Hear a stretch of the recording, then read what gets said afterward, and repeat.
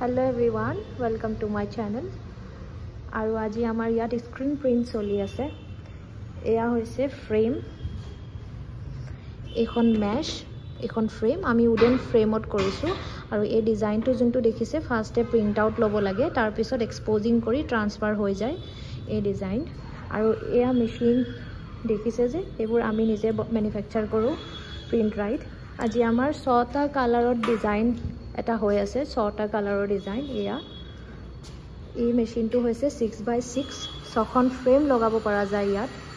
আৰু এয়া ডিজাইনটোতো 6টা কালাৰ আছে, 2টা কালাৰৰ হলে 2খন ফ্ৰেম, 3টা কালাৰ হলে 3খন ফ্ৰেম, আৰু এইটো 6টা কালাৰ যেহেতু 6খন ফ্ৰেম লগাব লাগিব। এইটো পাফ ডিজাইন হয়, অলপ ফুলি আহিব প্ৰিন্টটো, আজিকালি বহুত ট্ৰেন্ডত আছে। আমাৰ ষ্টাফ সুৰজ, পিছফালে আছে ধন, কপিল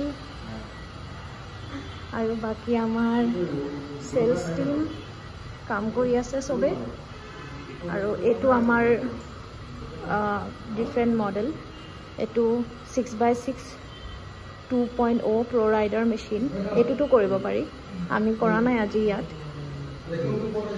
অলৰেডি ফ্ৰেম লগোৱা আছে, আমি CMYK কে ডিজাইন কৰিছিলো ইয়াত।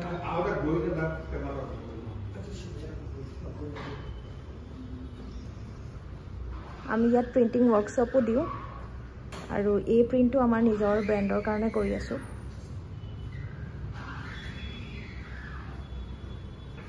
অকমান দেখুৱালো প্ৰসেস বিলাক।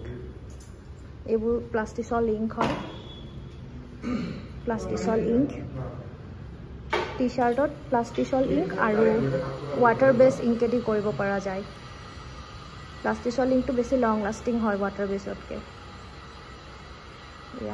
আজি ভিডিওটো ইমানে আছিল। থ্যাংক ইউ সো মাচ।